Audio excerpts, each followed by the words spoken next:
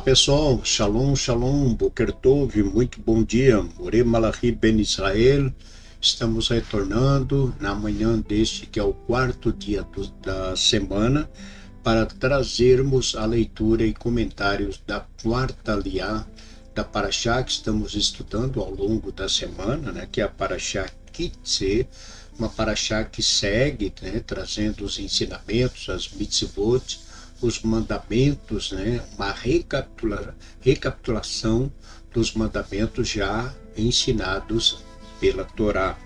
Então, estamos recapitulando tudo aquilo que nós já estudamos para que, de certa forma, venhamos inculcar, colocar na nossa mente para nós não pecarmos contra Deus. Então, hoje estamos na quarta aliá. A leitura de hoje está no capítulo 23 de Devarim, Deuteronômio, capítulo 23, do verso 8 até o passuque 24, da quarta aliá da Parashá deste dia, Parashá Kitetse. Então, estamos hoje no dia 3 do mês de setembro do ano de 2025 e pelo calendário judaico mês de Elul, 12º mês, estamos hoje no dia 10 do mês de Elul, e queremos desejar a você e a todos os nossos amigos internautas um ótimo dia, que Hashem, nosso Deus, vos abençoe e vos guarde, vos livre de todo mal e de todo perigo. A todos os nossos amigos internautas, todos aqueles que nos ajudam a manter a nossa comunidade, enviando aí as suas contribuições, nós agradecemos imensamente, E a você que ainda não é um mantenedor, mas que deseja, no seu coração nos ajudar, nós também agradecemos. Você poderá enviar a sua contribuição por meio do QR Code ou então por meio da chave Pix que aparece aí na tela, anusimbrasilcriciúma@gmail.com. E também agradecemos a você imensamente. Então hoje a quarta aliá da Parashá Kitetse, hoje no dia 3 do mês de setembro, E eu quero aqui também deixar o nosso Mazal Tov, a você que hoje está completando mais um ano de vida. Maravilha, Baruch Hashem, Baruch Hashem, mais um dia, mais um ano que se passou, que Deus lhe concedeu, Baruch Hashem, hoje é dia de alegria, hoje é dia de festa, então celebre esse dia juntamente com a sua família e nós desejamos a você muitas felicidades, muitos anos de vida. Então vamos à leitura da quarta aliá. Baru atah Adonai Eloheinu melech haolam asher bahar banu mikol ha'amim venatam lanu et torato Baru atah Adonai noten haTorá. E assim nos diz nossa bendita Torá: não abominarás o edomita, porque é teu irmão, nem abominarás o egípcio, porque peregrino fosse em sua terra. Os filhos que lhes nascerem na terceira geração poderão entrar na congregação do Eterno. Quando acampares contra os teus inimigos, guarda-te-ás de toda coisa má.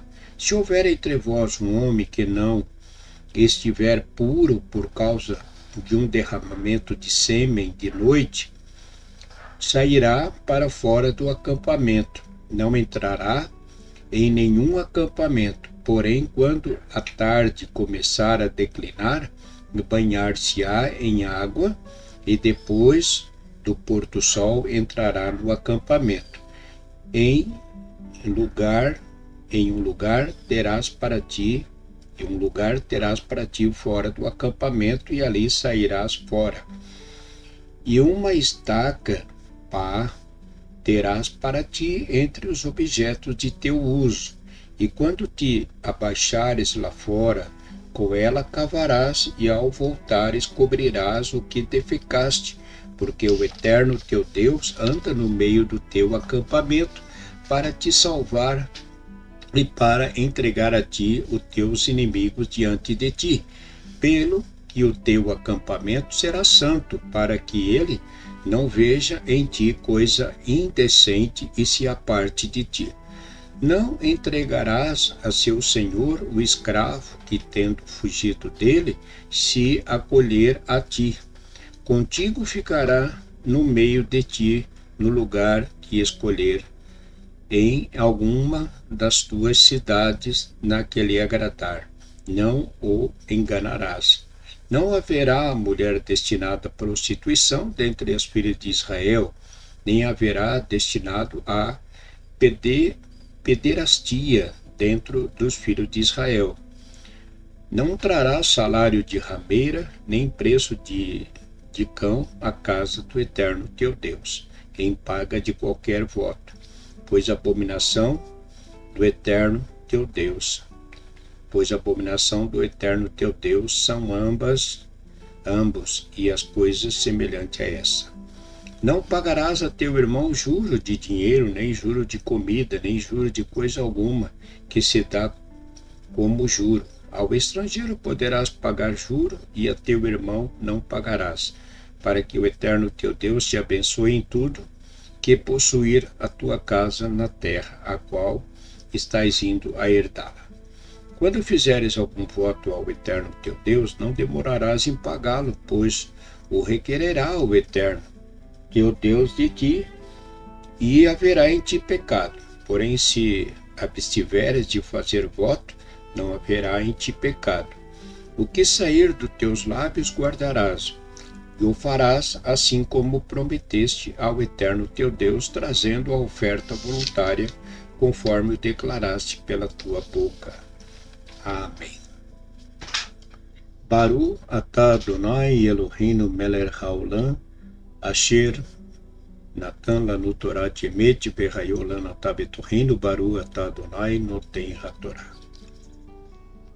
Seguimos, então, com a leitura, da Parashá Ki Teitzei, seguindo falando aqui dos mandamentos, e como nós temos visto nas leituras já anteriores, são mandamentos concernentes, na sua maioria, para o homem, na nossa relação com os judeus e não judeus, ou melhor, como devemos nos comportar, como devemos agir em relação ao irmão e ao não irmão, digamos, no sentido do judeu e não judeu.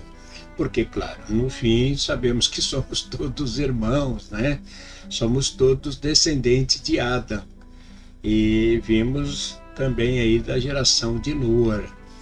Mas no que diz respeito ao povo, quando a Torá diz assim, e verás aquele que obedece e aquele que não obedece, então é nesse sentido, porque uns obedecem a Torá e outros não obedecem a Torá. Então, os que obedecem a Torá, Baruch Hashem, e os que não obedecem, que não demorem, então, para obedecer a Torá.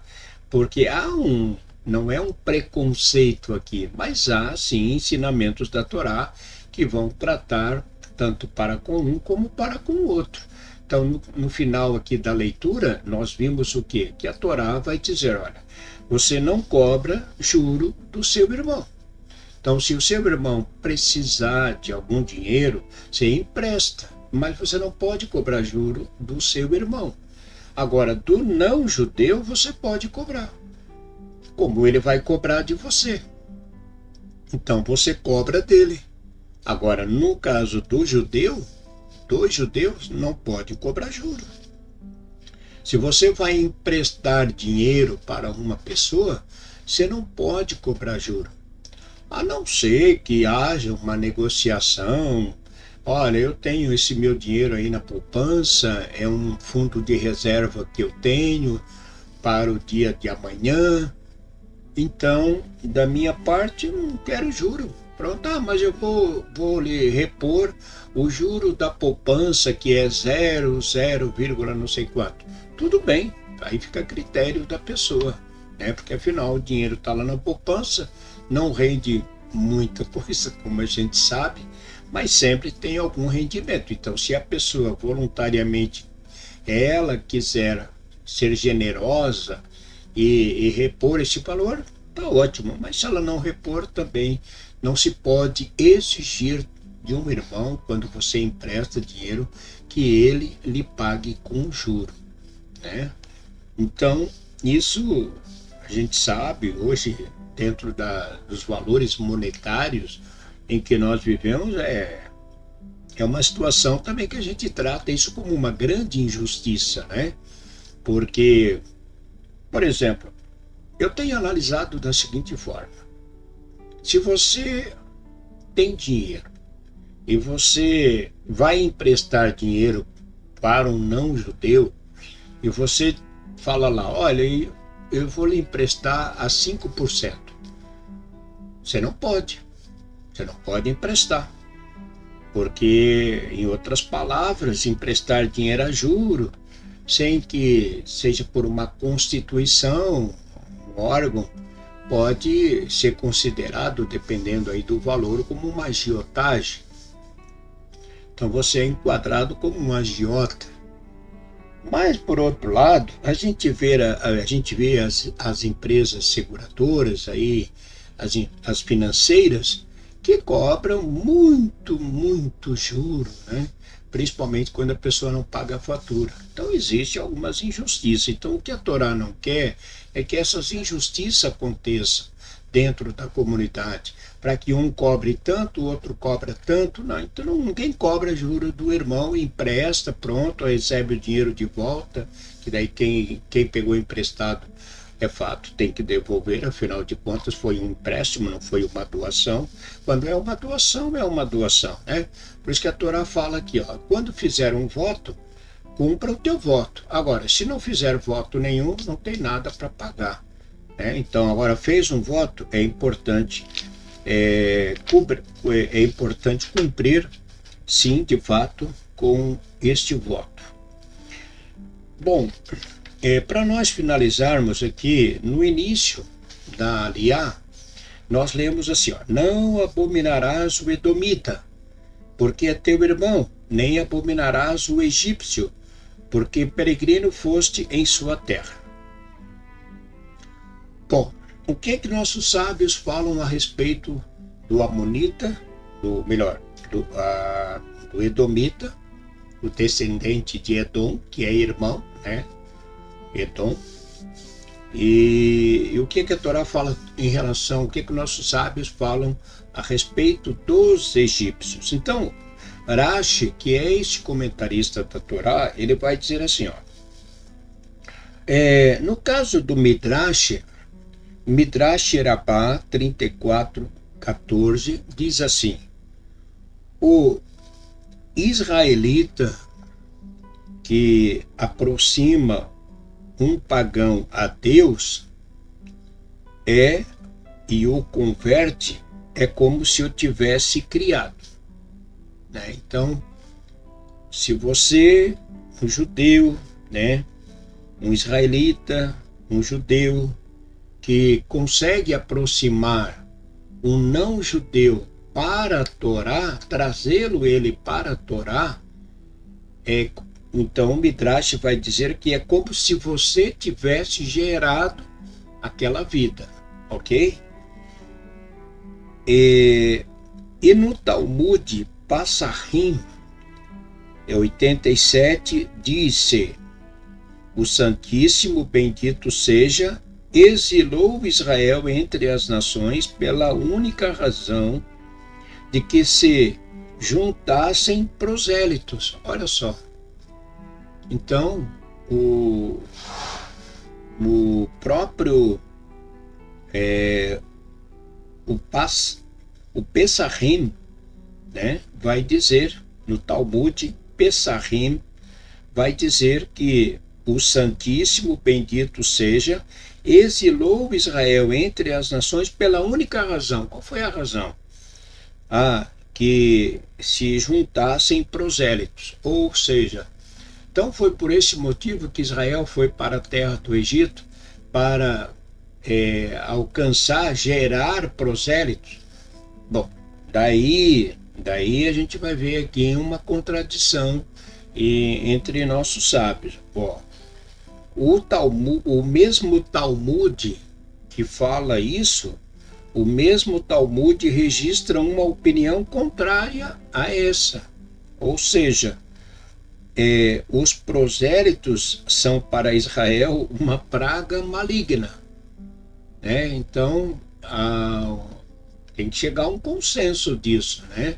Porque se o Talmud Passarim vai dizer que a ida dos judeus para o Egito foi para que eles juntassem prosélito, o mesmo Talmud registra uma opinião contrária a essa, dizendo que os prosélitos são para Israel como uma praga maligna.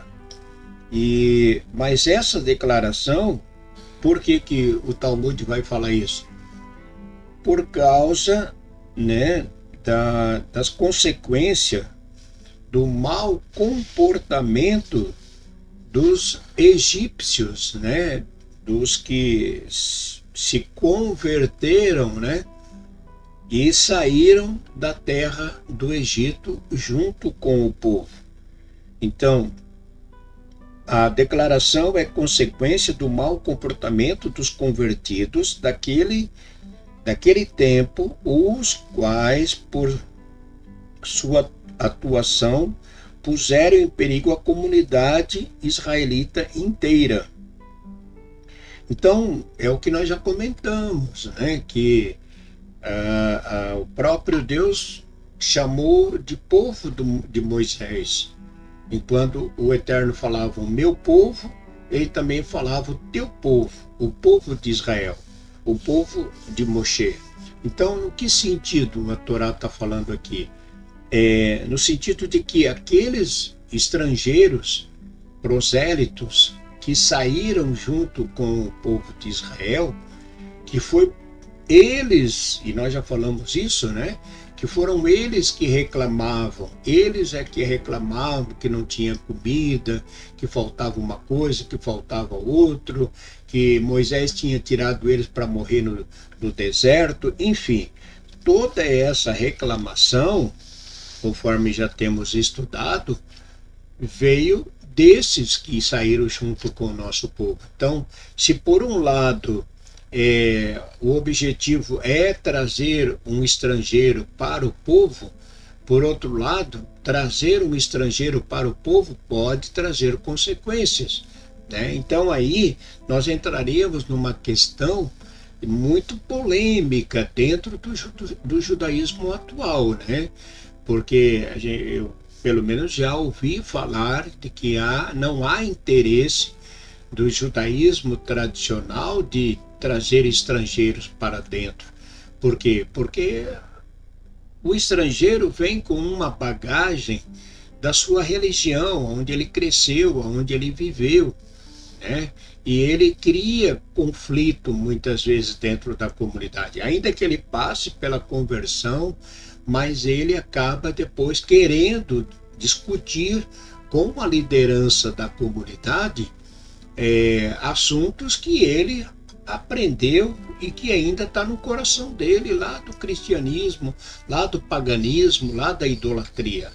Então, por um lado, os judeus, algumas linhas do judaísmo não recebem o estrangeiro ou não fazem questão de receber, é por causa disso, né? Então, porque às vezes as pessoas, elas realmente fazem uma conversão, né, entre aspas, fazem uma conversão, mas não tiraram o Egito de dentro dela. Então as pessoas às vezes querem trazer coisas de lá de trás ou de onde eles estavam para dentro da comunidade. Então isso realmente é um trabalho, é um problema. Então, a nossa comunidade, a nossa sinagoga no Sim Brasil, como todos sabem, nós somos uma comunidade formada por judeus e não judeus. estrangeiros que passam por essa conversão, ou um judeu que faz a sua techuvá. Agora, os que vêm de fora, tanto por uma techuvá ou por uma conversão, realmente, às vezes trazem problemas. Trazem, sim. Às vezes trazem problemas de onde vieram, né? E às vezes aí criam um problema dentro da própria sinagoga.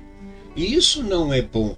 Porque se a pessoa está vindo para a sinagoga, ela está crendo que a comunidade, não, a comunidade Anusim Brasil é uma comunidade formada, os Bnei Anusim são os sefaraditas, são os judeus que vieram da Europa para cá, pronto, abandone tudo que você creu, deixe tudo para trás, abandone toda aquela crença que você teve e ouça o que a comunidade ensina. E pronto, e não discuta, porque quando você entra em discussão, você cria climas, e é isso que, por um lado, o Talmud também, né? E a gente vê algumas comunidades que não fazem nem questão de receber um estrangeiro, para evitar esse tipo de problema. Tá certo? Então, mas, como a gente sempre fala, são todos bem-vindos à comunidade Anusim Brasil. Mas você que faz parte, você que pretende vir para a comunidade, mesmo aqueles que já estão em processo de techuvá, abandone tudo, deixe para lá tudo que você aprendeu, esqueça, porque se trouxer, querer trazer de lá para cá, aí vai criar contenda, vai criar, né, um clima bem desagradável. Você não precisa estar vivendo isso. Nós temos que viver em união e, como diz o ditado, tocar o barco, tá bom? Vamos em frente. Shalom, Boker Tov, muito bom dia, e Hashem os abençoe grandemente, tenham todos um ótimo dia. Compartilhe o nosso canal, deixe o seu like e nos ajude a manter a nossa comunidade. Shalom, Boker Tov, muito bom dia, Shalom, Shalom.